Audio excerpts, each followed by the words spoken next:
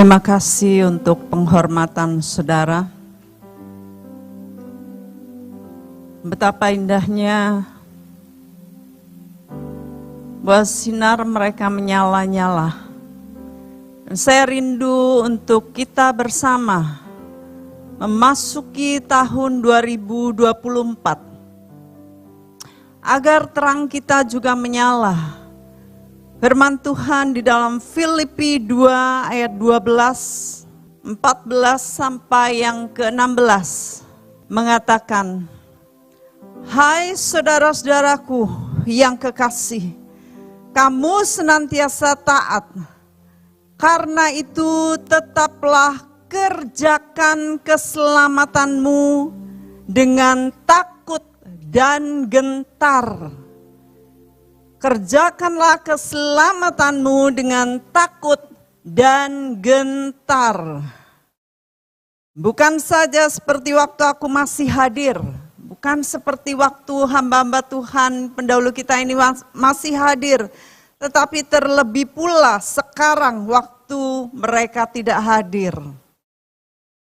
Ayat 14, lakukanlah segala sesuatu dengan tidak bersungut-sungut dan berbantah-bantah, supaya kamu tiada beraib dan tiada bernoda, sebagai anak-anak Allah yang tidak bercela di tengah-tengah angkatan yang bengkok hatinya dan yang sesat ini, sehingga kamu bercahaya di antara mereka seperti bintang-bintang di dunia. Saudara, kerinduan Tuhan agar kita bercahaya, bersinar. Kerinduan Tuhan bukan seperti lilin-lilin, tetapi seperti bintang-bintang di langit. Kita bercahaya, menerangi dunia. Sambil berpegang pada firman kehidupan agar aku dapat bermegah pada hari Kristus. Bahwa aku tidak percuma berlomba dan tidak percuma bersusah-susah. Saudara, kalau mereka mau berdoa, ini doa mereka. Agar apa yang mereka sudah tabur itu tidak sia-sia. Tetapi di kemudian hari mereka boleh bermegah. Karena saudara bercahaya seperti bintang-bintang di langit. Hari ini kita memperingati dan merayakan kehidupan mereka dan kepergian mereka. Yang mana rohnya ada sebagai saksi-saksi awan. Mereka rindu dan saya pun rindu saudara, agar kita tetap mengerjakan keselamatan kita dengan takut dan gentar. Saudara, saya ingin ngomong secara serius kepada saudara. Nantinya tidak akan banyak anak Tuhan yang diselamatkan. Karena keselamatan ini sangat mahal harganya. Kalau yang tidak mengerjakannya dengan takut dan gentar akan firman Tuhan, akan kehendak-kehendak Bapa, maka mereka tidak akan bisa sampai ke sana. Dikatakan bahkan orang-orang benar hampir-hampir tidak diselamatkan, apalagi yang menyepelekan firman. Tuhan mau agar kita ini melayani, kita hidup di dunia ini tanpa bersungut-sungut, tanpa berbantah-bantah. Saudara, di sini melayani, kebanyakan pelayan ya, melayani jangan dengan bersungut. Saya sudah bilang sama saudara waktu lalu, saudara hadir secara fisik, oke, bagus. Tetapi kalau saudara bersungut di dalam melayani, kayak goro-goro kayak nganyel keok. Itu lon, meneh, berulang meneh. Nah, saudara berbantah-bantah, saudara bersungut-sungut, lalu wajah saudara tidak menunjukkan bahwa itu wajah yang baik. Percuma pelayanan saudara. Itu nantinya di dalam 1 Korintus 3, di sana dikatakan itu nanti tipe pelayanannya, tipe pekerjaannya adalah tipe jerami. Waktu dimasukkan ke dalam ujian api yang berapi, maka dia akan kebakar. Gak ada gunanya, loh Tuhan saya kan dulu ikut ini pelayanan, saya di mimbar udah banyak kali. Tuhan bilang, coba masukkan dulu ke perapian, dapur api. Firman Tuhan juga mengatakan bahwa Tuhan adalah Allah yang menghanguskan. Baca saudara. Kita semuanya akan dilewatkan melalui api. Apakah kita terbakar atau tidak? Itu sebabnya mari kita mengerjakan keselamatan kita dengan takut dan gentar. Agar kita ini tidak beraib, tidak bernoda. Saudara memberi juga jangan bersungut-sungut. Wih persembahan meneh, wih renovasi meneh, wih perpuluhan meneh. Apa perpuluhan? Rasanya ira popo. Jangan berbantah, jangan bersungut-sungut. Kalau saudara mau memberi, saudara mau melayani dengan hati yang sukacita, itu kesukaan Tuhan. Kalau saudara bersungut-sungut, ada di mimbar, ada dalam pelayanan, nanti terbakar. Lalu 1 Petrus 1 ayat 17 sampai 19. Dan jika kamu menyebutnya Bapa, yaitu Dia yang tanpa memandang muka menghakimi semua orang menurut perbuatannya, maka hendaklah kamu hidup dalam ketakutan selama kamu menumpang di dunia ini. Maksudnya bukan takut wedi gitu ya, tetapi kita hormat, kita takut dan gentar karena ada Dia yang perhatikan kita. Bukan hanya diperhatikan satu dengan yang lain, karena memang kita diperhatikan, saudara. Tetapi ada mata yang senantiasa melihat hati kita, saudara. Tuhan memperhatikan hati. Sebab kamu tahu bahwa kamu telah ditebus dari cara hidupmu yang sia-sia, yang kamu warisi dari nenek moyangmu. Oh, ternyata cara hidupnya itu dari nenek moyang. Nurun. Bukan dengan barang yang fana kita ditebus. Bukan pula dengan emas dan perak. Melainkan dengan darah yang mahal, yaitu darah Kristus yang sama seperti darah anak domba yang tak bernoda dan tak bercacat. Saudara, kita mendapatkan anugerah karena Yesus telah turun ke dunia. Di drama Natal di sana mengisahkan ketiga Trinitas. Mereka berbicara, wah kita lihat manusia ini yang kita ciptakan, mereka jatuh dalam dosa, mereka metil, wah itu yang dilarang itu metil katanya. Terus jadi gimana ya? Harus salah satu dari kita turun ke dunia untuk ngeleke mereka supaya mereka tahu bahasa. Kalau pakai bahasa kita mereka nggak tahu. Saumpama semut, ya, semut mau mlebu jurang. Nek kita manusia ngomong, ojo mlebu jurang, ojo ning kono jurang. Mereka tidak tahu. Jadi salah satu kita seumpama harus menjadi seperti semut. dia harus menjadi manusia. Dan dia lepaskan semua jubah kemuliaannya. Yesus memilih turun untuk ke dunia. Artinya Yesus ini tidak egois. Yesus ini selfless. Apa saudara? Selfless. Selfless itu tidak egois. Kalau selfish itu egois, bukan selfie foto ya. Selfish itu egois. Dia selfless, dia tidak egois. Itu sebabnya dia juga menginginkan kita agar kita hidup sama seperti dia.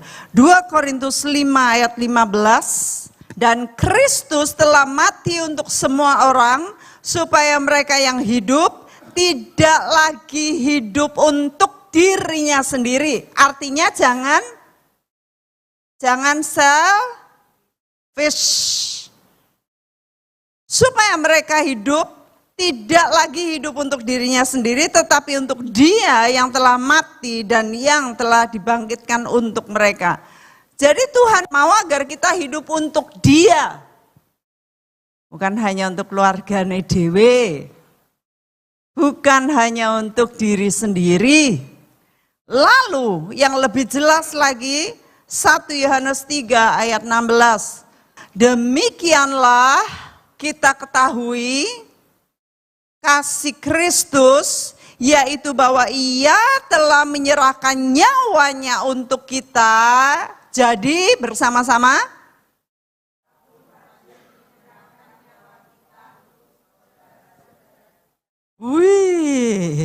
menyerahkan nyawa kita untuk saudara-saudara kita.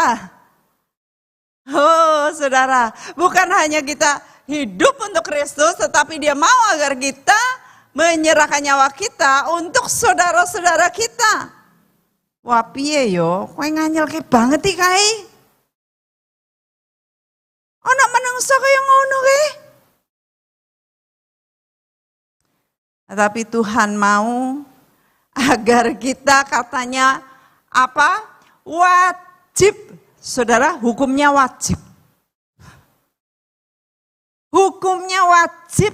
Kita mengasihi orang lain seperti diri kita sampai kita menyerahkan nyawa untuk mereka. Wow, ini pesan yang sangat penting. Saya minta saudara ingat ini ayat selamanya. Kita wajib menyerahkan nyawa kita bagi saudara-saudara kita. Itu sebabnya saudara, sebelum sampai kita menyerahkan nyawa itu hal yang gede banget ya. Tetapi ada hal yang kecil-kecil.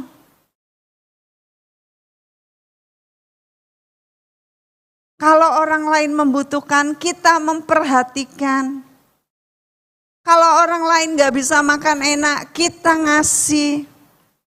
Kalau ada orang lain yang sendirian, kita mengunjungi. Mereka yang bersusah, kita datang menghibur mereka. Saya kesini dan saya suka belusuan. Saya mengunjungi rumah saudara-saudara, beberapa dari saudara, belum semuanya. Kerinduan saya bisa sampai ke rumah saudara semuanya. Tetapi mereka yang sakit, saya kunjungi, saya doakan, saya bawain sesuatu. Yang kekurangan saya juga semampunya, sedorongan Roh Kudus saya memberi mereka. Yang ini dan itu saya lakukan sesuai dengan firman Tuhan, sesuai dengan Roh Kudus tuntun saya. Saya suka saudara. Marinya waktu bertemu dengan istri insinyur gereja ini, saya perkenalkan diri, saya anaknya Pak Beni Kawoco, langsung dia kenal saya. Dan setelah kami ngobrol lama, dia bilang, kami ini nggak punya anak, jadi kami sendirian. Jadi tante gimana nantinya? Kok sendirian? Mesti ada orang ya? Ya, nanti kapan-kapan saya tengok ke tante ya, beneran ya gitu. Jadi senang banget, yes. Sampai yang jauh pun saya kunjungi, rumahnya Pak Slamet pun tak tandangi, ya. Yang Manyaran pun saya juga ke sana. Jadi saya bersukacita kalau bisa melayani. Bahkan adalah sukacita saya kalau ada orang ngatain saya, gak senang sama saya, sebel sama saya, ngerasani saya, ngelek-elek saya. Nah, itu adalah kesempatan untuk saya malah memberi. Dan berinya biasanya nggak kecil-kecilan, gerojok. Saudara, jangan bilang ya wis nek anu aku tak geting we Mbak Magdalene, gen aku kegrojokan. Oh, ampun ngoten ya Bapak Ibu. Beberapa waktu lalu ada orang, aduh, kalau saudara dengar kata aduh, saudara kan ngerti itu maksudnya ya. Aduh, saya diperlakukan apa-apa udah diem, sabar Gusti, paringono sabar.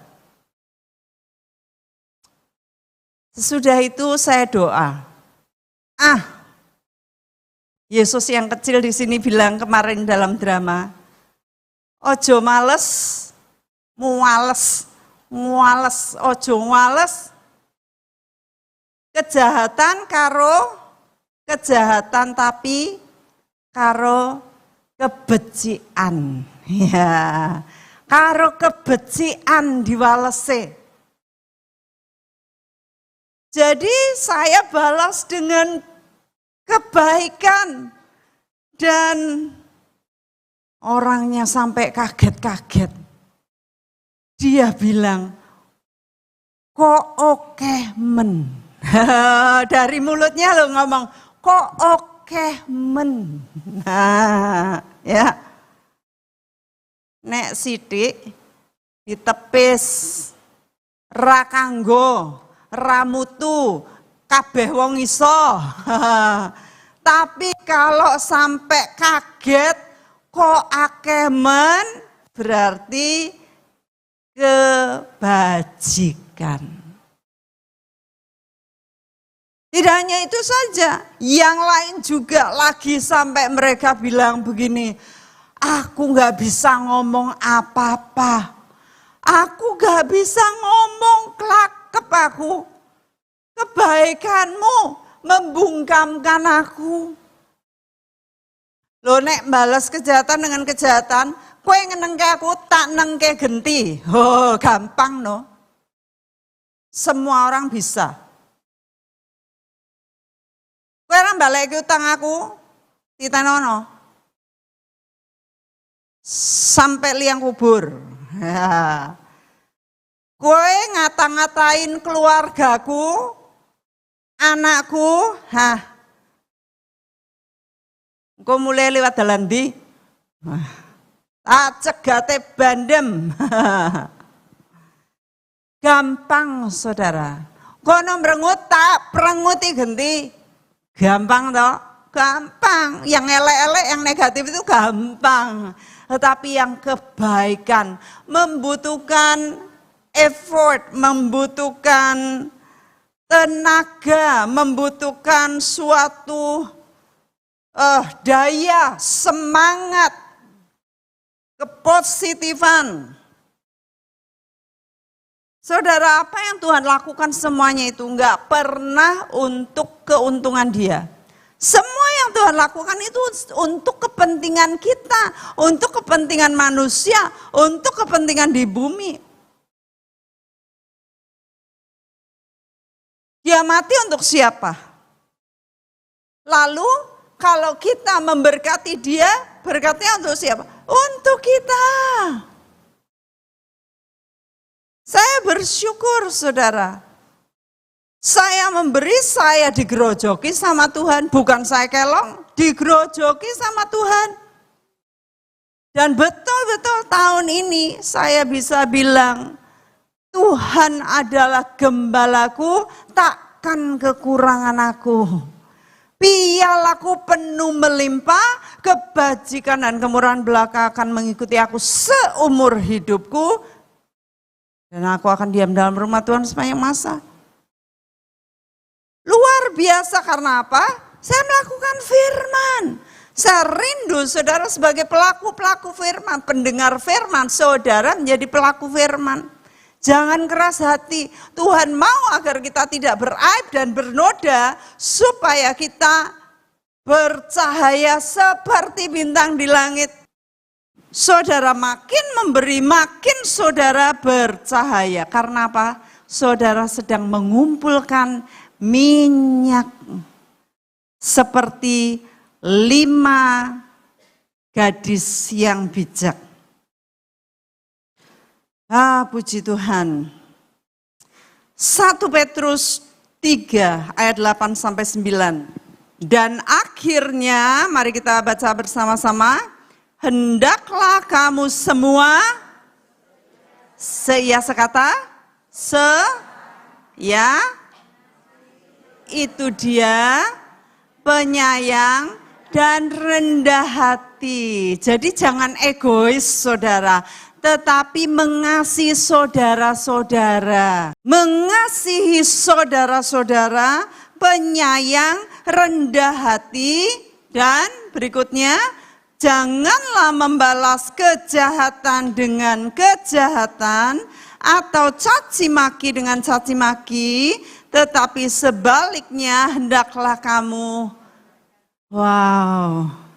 karena untuk itulah kamu dipanggil, yaitu untuk memperoleh berkat. Nah saudara, kalau saudara memberkati, ternyata saudara memperoleh berkat. Orang yang sudah tahu prinsip ini, hidupnya akan terus diberkati, ngalir terus. Banyak orang berpikir, ini rahasia, ini saya bukain saudara, supaya saudara diberkati. Saudara, banyak orang berpikir bahwa untuk minta dapat berkat dari Tuhan adalah dengan doa dan mencucurkan air mata. Betul? No. Salah besar. Untuk saudara mendapatkan berkat besar, saudara harus nabur dengan besar juga. Maka saudara akan beroleh lebih besar lagi. Banyak orang salah, nangis-nangis. Minta berkat Tuhan, minta didoakan. Oh saya enggak mau mendoakan, saya ngomongi untuk kamu mau diberkati, kamu harus berkatin. Ini loh ayatnya saudara. Ya, hendaklah kamu memberkati supaya apa? Kamu beroleh berkat. Berilah maka kamu akan diberi. Ukurannya apa? Digoncang-goncangkan, dipenet-penet, melimpah keluar. Pialaku melimpah ruah. Jadi kalau saudara tahun ini belum dapat berkat melimpah ruah dan saudara masih kekurangan sebagai domba, berarti saudara jalannya agak salah. Tuhan adalah gembalaku, takkan kekurangan aku, takkan kekurangan. Berarti kita dipelihara gembala kita karena apa? Karena kita domba yang nurut. Kalau enggak nurut perintah gembala, maka saudara kosong melompong. 1 Petrus 3 ayat 13 sampai 14 dan ayat 17. Dan siapakah yang akan berbuat jahat terhadap kamu jika kamu rajin berbuat baik? Tetapi sekalipun kamu harus menderita juga karena kebenaran, kamu akan berbahagia. Sebab itu janganlah kamu takuti apa yang mereka takuti dan janganlah gentar. 17. Sebab lebih baik menderita karena berbuat baik, jika hal itu dikehendaki Allah, daripada menderita karena berbuat jahat. Kalau kita menderita, hendaklah kita menderita karena berbuat baik. Ya. Lalu ada hal yang luar biasa yang kita harus pelajari. Yang saya sudah lama dapati ini ayat, yaitu Filipi 1 ayat 29, kita baca bersama-sama. 2, 3. Sebab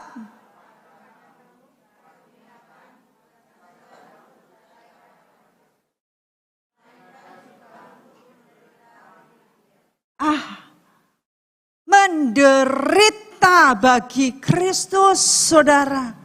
Jadi kalau ada penderitaan karena kebenaran, berbahagia. Karena Matius 5 mengatakan bahwa jikalau kamu dianiaya karena kebenaran, bersukacitalah, bersorak-soraklah. Karena apa? Nabi-nabi yang dahulu mereka sudah mengalami seperti itu. Itu sebabnya kalau saudara dikatai karena saudara nggak benar, ya itu memang maklum. Tetapi kalau saudara sudah berbuat baik tapi dikatai, ngucap syukur, jangan nangis. Tapi malah diberi, loh lali, baru aja 10 menit, saudara udah lupa. Kejahatan diwales kangge kagem kebecikan, saudara. Diberi berkat, diberi kebaikan. Oh, luar biasa. Ini ayat luar biasa banget, saudara. Kita mempercayai Kristus itu merupakan karunia. Tetapi lebih lagi jikalau kita menderita bagi Kristus. Menderita bagi Kristus. Upahnya besar di surga. Oh, haleluya.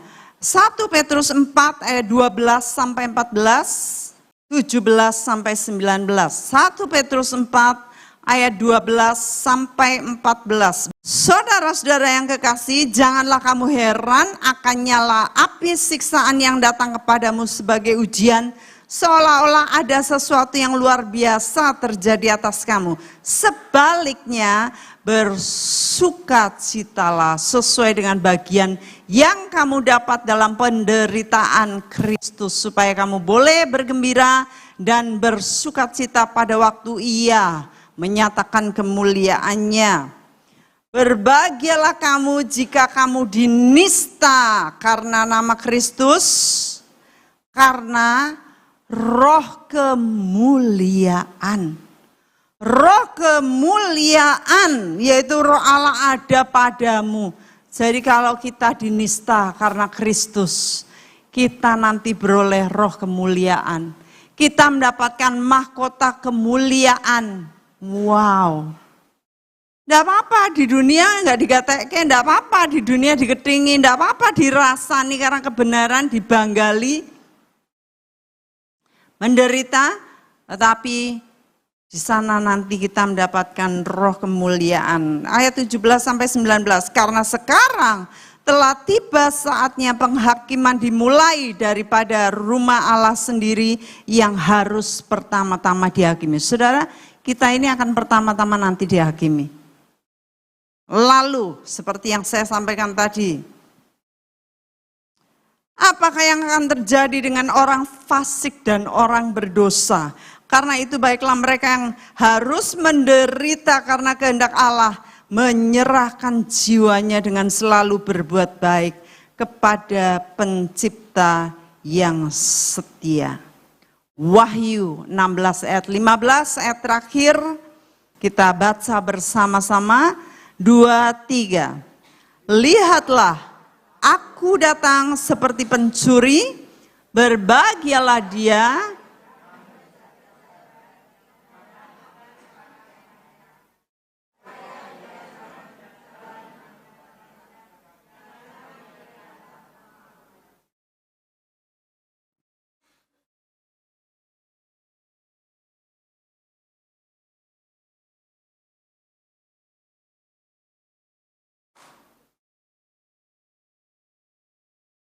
Saudara, Tuhan datang segera.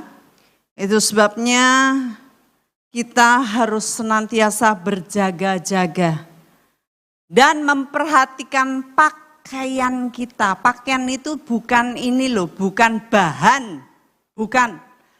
Pakaian putih itu adalah jubah kebenaran. Itu sebabnya sebagai a bright community, saya rindu mempersiapkan saudara bersama untuk mempresentasikan saudara di hadapan tahta kemuliaan Bapa dengan tidak beraib, tidak bernoda, tidak ada cacat kerut. Saudara dengan gilang gemilang, dengan indah, dengan berbahagia, saudara bisa ketemu Tuhan. Karena apa? Saudara menjadi pelaku firman Tuhan. Nanti kedatangannya kita mempersiapkan minyak. Jangan seperti gadis yang bodoh, tetapi kita seperti gadis yang bijak. Minyak ya apa? Minyak Roh Kudus. Enggak, saudara. Minyak itu bukan Roh Kudus. Karena gadis yang bijak itu bilang gini, kamu beli saja sana. Roh Kudus bisa dibeli enggak? Enggak bisa, jadi minyak itu bukan Roh Kudus. Minyak itu yang saudara nanti bikin saudara nyala, yaitu pemberian saudara, perbuatan baik saudara. Itu adalah minyak saudara. Jangan jemu berbuat baik, jangan jemu menabur, jangan jemu memberi. Dan ingat saudara, untuk mendatangkan berkat dari surga bukan dengan cucuran air mata dan dengan doa, tetapi dengan memberi. Kita akan tunduk kepala.